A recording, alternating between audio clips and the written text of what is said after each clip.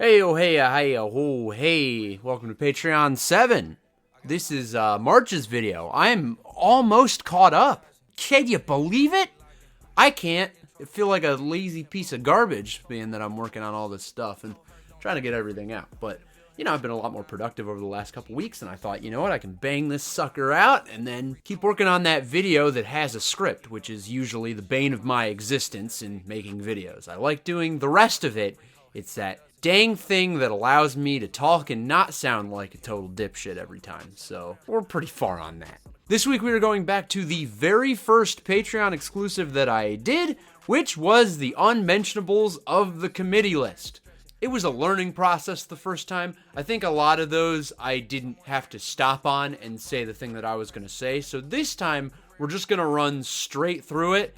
If I think I said enough in my lists, then I'm not going to stop on it. I'm just going to let it keep moving. Some I will stop on and say a little extra about, but another group of them I literally either talked about in a different Patreon exclusive or another video, so it really doesn't need any more from me. Those videos are there. I don't need to repeat myself and feel like I'm banging my head against a wall. That's the deal. Let's do it. Worst songs of 2020 by YouTube Committee. You'll never catch me alive. Sunday best. I go by my savage love. If the world was under intentions. The fact that it's taken this long and that we are finally at something that I'm comfortable talking about because I don't think I've talked about it enough, that's a good testament to the year. I think I was really well in that zeitgeist of what people were thinking, and that makes me feel great because I often feel like my opinion is wacky and off the wall and completely off of what other people are hearing. But I'm not ashamed of that. It's just interesting that finally, you know, in a year where there was so much good and so little bad, that we did actually link up. 2015's list, there was a lot more of people picking songs that weren't hits to kind of make it work. But this year we kind of did lock on the same songs that were bad, and that was pretty cool to see. Anyway, Intentions is a song that I just don't care about. I really don't think it's a song that should have made my worst list or even an honorable mention. It was just a song that was for sure very easy to skip, and I did. And people did make good points about it, and I don't think that they're wrong. It's just that I just thought it was whatever. Bad whatever, but whatever. I think it's better than Lonely. I don't think it's as good as Holy, though. So, I mean, you know, we're still looking at a 1 out of 5, but it's just not really mentionable. It was just kind of here. And I guess that was the interesting thing about Bieber, is that I remember a lot of speculation about the Yummy album was that it was bad. I don't even remember if it is the Yummy album. I'm not going to listen to it. It's just all of those hits that came out. It was basically, he was at a high, a 2 out of 5, and if not, it was just a 0 and it was worthless. I mean, what? This list had 2 Justin Bieber songs make the committee. It was a bad year for Justin Bieber. He even shows up on a Drake song that was completely worthless. It was just bad. He was bad. Anyone was easily the best song, and nobody cared about it because we were so sick of Justin Bieber that it just kind of fell out. And what? Now I'm supposed to be excited about this new album he has out? I'm not gonna listen to it. You think I care? I don't care. We'll see what hits he has, but I'm not going to listen to a Justin Bieber album. Gross. Also, it's windy. I really hope that's not coming through on the mic. It's really stormy. I hope you guys had power this week. Every year, I forget honorable mentions, and I don't know how I do this. I always have like a tentative on my worst and best lists, and then I forget them. It's like, for example, the Hipster Corner this year. Yes, that had a ton of songs on it, but I also realized that there were like 5 songs that I just didn't bring up at all. I don't think necessarily that my video is ruined because I didn't bring up a bunch of honorable mentions for songs that didn't make the list, but it's always interesting that somehow they always fall between the cracks and I forget about them. I Hope is one of those. I Hope was on my worst list dishonorable mentions, and I just forgot to mention it in the video. It's weird too, because the first time I did a top 20 ranked, I Hope I gave a 2 out of 5, and I'm really not sure why. I don't know what I found okay about it, because it really is not. It's just loud and obnoxious, and I hate Charlie Puth a lot, and Gabby Barrett is not much better. It's just a bad song. Do I regret it not making the worst list? No. It was an honorable mention. It was kind of easy to ignore, easier than most of the other stuff. My mind always jumps to Sunday Best as the song that I always kind of felt like I overhated, but Sunday Best is trash, and this was bad. Still a 1 out of 5. I don't think it's the worst thing. It's just loud. It's loud. Quiet down. Yummy, yummy. Fall for me. This one's placement really surprised me. I was amazed as I went from list to list and just kept seeing it get a very high number, which I honestly thought last July that I was in the minority. I thought that I was being particular and angry at a thing that I really shouldn't have been angry about, when in reality, it was only a dishonorable mention for me and people put it way worse. So it kind of seems like I hated it a lot less than other people, and I think I did, because it really was just Studio Suits making Trevor Daniel be a Juice WRLD replacement, which is fucking despicable. That's evil. It's not 100% Trevor's fault. Yeah, he probably could have said, let's not do this, but at the end of the day, I think that it really was an institutional problem, and that's why he was forced to do this. Am I going to give it any slack? No, it's very bad. But I kind of get it a little more that I think it's interesting that people really did glom onto this as one of the worst pieces of music of the year, and that was cool. It was interesting to see. I was very interested by that. Honorable mentions. I Love My Country had my favorite bit from any reviewer this year. It's just one simple joke, and I'm just going to play it. I'm not going to steal it. I think this is the most poignant and perfect thing you could have said about this song. You guys can kill me for doing this, but I really can't remember who said it. The joke in question is that to I Love My Country, somebody literally just said, read the room. And that's perfect. I couldn't say that any better. Anyway, I'll see you later for another impromptu recording. Tootsie slide. Hard to forget. Hard to Forget was an interesting animal where I did not hear it in the wild ever, but I remember it was the premiere for the So Far. Somebody suggested when I asked for predictions that this was going to be on the list, and I said, what the fuck even is that? I don't even know what that is. And I listened to it, and this is kind of one of those songs that I think did better on this committee list than I expected. I thought it was going to go really high on a lot more lists, but it didn't. And initially when I heard it, I thought, yeah, that's a guaranteed list maker that I just missed out on. But sometimes I kind of realize if a song isn't clubbing me over the skull all the time, I get in my car, it's all I hear, it actually has this opportunity to get some leeway from me. What's interesting is that there is an example I'm going to talk about later on the best list that didn't have that fate, but this one was just kind of there. The sample is one of the worst things about the decade so far. That's horrible. I feel very bad for old country star who I can't name and I feel kind of bad about, but that was a travesty. Other than that, kind of in the clips of hearing Hard to Forget, they were fine. I kind of found it catchy, like the parts that weren't that terrible chorus. The rest of it was just kind of ignorably fine. It's interesting, but I think this song is better now that I've heard it on worst lists, because sometimes I kind of glom onto that song in the background. That's kind of exactly why I ended up hating Lucid Dreams. I heard it in other people's videos and went to check it out because I thought it was catchy, and then it wasn't. I'll still argue that's a bad song because, you know, it happens to everybody. I'm not trying to be disrespectful to Jared. It was his first hit. Sometimes that happens, but he did get better. He did release better things. Robbery I like. The rest of it I like. Why am I talking about Juice WRLD instead of Sam Hunt? I don't know, because I think this song is forgettable and ignorable, and I find it kind of easy to forget. Haha! I'm a pop star. This is the rhythm of the night. Number 1. I'm stuck with you, stuck with you, stuck with you. I'm not surprised about Stuck With You. I'm not surprised that this ended up topping the list. It was really close. It beat Falling by 1 point, but Stuck With You topping this list was deserving. As I may have said, my favorite joke from list season, my second favorite bit, I think Sean did it, where he was just reading off COVID statistics while juxtaposing it with the stupid lyrics in the song. My reaction to this was that the instant it hit number 1 on Billboard, it came onto radio, I heard it, and then I just ignored it. Just ignoring it was the exact tact I took for it in the entire list season. Was just, this is another song I skip on the radio. It doesn't sound bad, whatever. It really does take advantage of COVID in the worst way.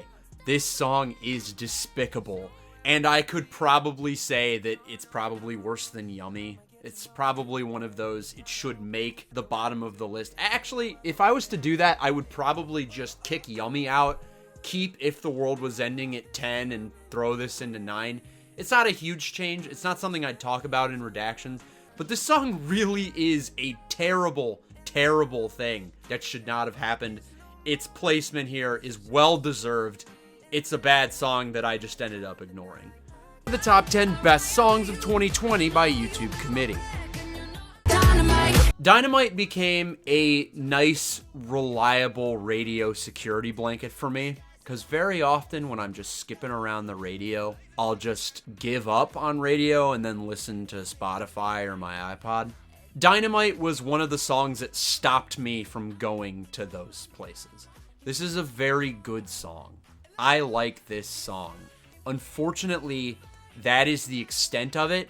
I think it's a 4 out of 5 that managed to keep my attention when it needed to, but it did not do anything interesting enough to deserve recognition. 2020 was way too good for Dynamite. Dynamite, I think, would have done great in a different year, but in 2020, it just was not good enough. WAP. Great. I'm going to talk about WAP again. WAP, I think, is a throwaway song. WAP is a joke that has gone on for too long. I'll say it always. I respect WAP for what it is, but it is not an enjoyable song to listen to. I'm not going to choose to listen to it. And yes, maybe you can put that on the fact that I pretty much don't like Cardi and I hate Megan. But even the bones of it, I don't like the sample that runs over it, and then there's just nothing else to add to it. It's just not an enjoyable song to listen to. I don't get it. I have no room to talk because I know that I'm the guy who likes Freaky Friday, but it wasn't funny. It was just kind of, oh, that was a song. All right, next song, please. I'm going to move on with my life. Hell yeah, You Should Be Sad, a song that made my so far worst list, and then it fell off because I didn't hear it, and then back into best list it went. I fucking hate this song. This song is a condescending wreck. It is not a genuine good power move. It's a thing she did before, not really done much better than Without You. It's just another fucking Without You. But people are entranced by the guitar licks and the magic of the production. Why are people this easily fooled? I just don't see it. I don't understand. I have so much respect for fucking Kumarai Fang. The fact that she thinks the same thing I do. Like, we're the only two people who said, why? Why this? Why are people losing their minds over this? Fuck this. It sucks. This doesn't come off to me as Halsey moving on. It comes off to me as Halsey still being stuck 2 years ago. I know G-Eazy did terrible things, but it's time to let it go. The problem is that you give G-Eazy more power when you keep harping on it than if you just let it go. I don't want to hear about it. If you're gonna make music about it, fucking make it good. This isn't good. Why you always in the mood? It's bigger than black and white. I'm glad this exists. I'm actually very happy that this happened, and it was cool to see it on so many best lists that, you know, people were talking about it. I heard it a lot. I now have a hip-hop and R&B station that plays it. I have a college hip-hop station that always plays it. I hear it all the time, and I like it. But the unfortunate thing about The Bigger Picture is that it is Lil Baby's song. When I had to rate it the first time before I was making Patreon exclusives, I rated it a 4 out of 5 and said, yeah, that's a powerful message. But the issue is that Lil Baby is Lil Baby. He really is not that great of a rapper, and I wasn't fooled watching Bestless and seeing like Emotionally Scarred and Some to Prove and the fucking 42 Doug song. Really? People like We Paid? We Paid's awful. But I heard all of those songs and they didn't resonate. It was still Lil Baby. To me, it wasn't much better than Yes Indeed. It's still the same guy. It's good that he actually got out this message that needed to be gotten out. But kinda just like WAP, it really is not a song that I want to listen to. I respect it, but I'm not going to put it on. I think it's a lot better than WAP. I like it a lot better.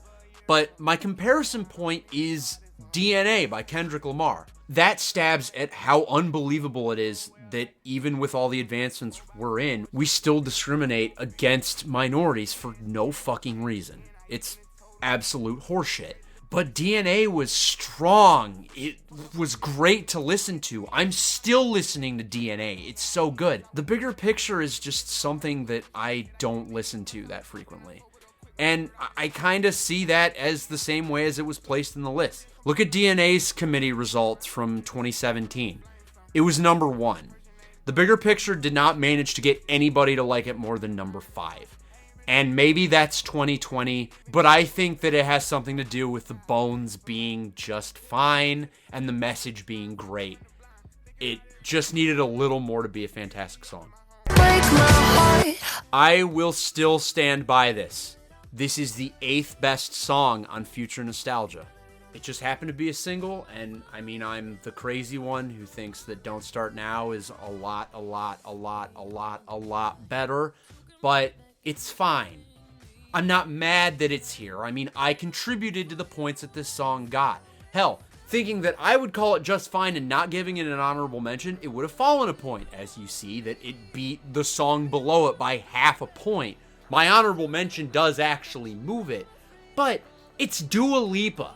I love Dua Lipa. I have both of her albums on vinyl. She's phenomenal. Break Your Heart is a very good song. But there are so many more songs on Future Nostalgia that are way better than this song. And that's just the issue I have, is that I just wish that Levitating did better, that Cool did better, that Hallucinate did better, that Physical did better, that Future Nostalgia, the song, did better. Those are all songs that I think are better than Break My Heart. Although Break My Heart is better than Love Again, so suck it, Easily Pleased. Just let me adore you. Everything I wanted. Honorable mentions. I just kind of put this in the video because I just wanted people to see what the half credit rule is going to look like. I'm very excited that this is definitely going to make this list next year. There's no way it won't. If it doesn't, I will throw a fit. Super lonely. Super Lonely is a good song. I enjoyed listening to it. It did come on the radio. I think it did better as a radio song than it really did as a Billboard song. In fact, I'm not even sure it breached the top 40. I don't even think it was eligible for my list, but I definitely heard it enough that if I thought it was transcendently good, I would have included it. I would have done my good old-fashioned cheat thing, and I'm not going to be convinced otherwise. That was really the problem, was that Gus Dapperton brings this thing to a grinding halt. No, he's not as bad as Young Thug was in Goodbyes. He's just very amateurish, and I don't like it. Oh, yeah, that's right. I forgot to talk about the box the first time. I don't like the box. Mainly because I just don't get it. I don't get what the appeal is. I think Roddy Ricch did a lot better when he had his other songs. Roddy Ricch was a lot better when he put like more soul into it. The box just kind of sounds like a Paycheck song to me. So I don't like it. I don't get it. I don't like the box. High fashion. Cardigan. I'm not fooled. I'm not fooled by this. Like, what? Am I supposed to be jumping for joy because now she's not making straight pop music anymore and she's going back to her roots? You can't hear my air quotes. I can go into my basement right now and pull out a folk CD, and it's gonna sound better than this. Taylor Swift being here doesn't make it any better. This is the problem. The problem with it is it's just not great folk. Cardigan is just kind of a frustrating, meandering song. Fucking Willow is better. Not to say like that's anything more. It's not something interesting. Get it out of here. Rain on me. Feel like Godzilla. Rockstar. The midnight sky. Oh, I have a confession to make. Midnight Sky is very good. One of the more fun songs that came out this year. I liked it a lot. We had a lot of retro songs that went back in the day to the good old times. This is an opinion that is going to come out at some point on the main channel if I ever think to say something like this out loud. But Edge of 17 might be one of the songs I hate more than any song ever made. Yeah, I know. That's a hell of a statement. Here's the thing. This is a childhood opinion. This is kind of something that I've grown on forever. I know that you should probably let go of opinions like this. Here's something that will never change. Sings a song sounds like she's singing is one of the worst moments in all of music. That's terrible. That's not a good statement. It doesn't sound good. It doesn't have a good musical progression. I remembered whenever I was angry at an inanimate object, I would always say that through my teeth while I just punched the object if I was just that angry. I hate that line more than anything. Therefore, Edge of 17, I kind of hate. I was thinking about potentially making a video of the worst songs in my opinion. 10 songs in my life that I hate more than any other songs. And I listened to Edge of 17 again after I went to hear Midnight Sky since everybody was making this. The parts that aren't that chorus are fine. But that one moment curdles my blood. It still drives me up a wall. Disagree? That's perfectly fine. I fucking hate Edge of 17, and I think that Midnight Sky is very good. This is an argument that I'm actually going to make in that Best Decade video. I find this interesting because I literally just wrote this in the script. Midnight Sky is an example of music getting better over time. It was pretty cool when Stevie Nicks made it, but you know, now with technology and advancement and performance and avoiding sings a song sounds like she's singing, we can make music better now. And Midnight Sky is a better Edge of 17. I'll take it for that reason. Thank you, Miley. And check out that Black Mirror episode. I think it's good. A lot of people get really critical about her acting in the song and what she's doing. I think it's a good episode. And that was it. Definitely a lot more best list disagreements this year than the usual. I mean, that's gonna happen. You know, I'm already frustrated with how Todd put More Than My Hometown as his #1 best song. And you know, that happens. Usually that's like a one-off. It's good that that song didn't do fucking anything else on anybody else's list, because I think other people might have ears and not be ridden by nostalgia. I'll admit it, I clicked off that video about 10 seconds into him explaining why, because I just really, really hate my hometown, and that's kind of what the song is trying to advertise, and I really don't like that song. I think it's very bad and basic and stupid, but I also think that comes down to there just being too much good stuff to choose, and that's kind of what just happens, is that our picks kind of go around in a weird spot. Like I said about 2015, a lot of the songs that made the list wouldn't have made another list. And that's what happens when your year is good, is that it really dilutes the songs. Although with 12 people picking Blinding Lights as much as we did, Blinding Lights is probably going to be the best performing song in the history of me doing this, but I'm just kind of excited that I hit a Patreon exclusive again. I think that's cool. We've been doing this for a dang long time. 7 videos. Oh my god, that's so many. So we will see you in a year to do this again. Thanks y'all for being here. Really, I appreciate it. I know it's been tough, and get your vaccines. We're almost there. Hell, you're probably already there. Ohio is just very slow. Get it done. We'll get back to normal here soon, and I'm gonna go back to that decade video.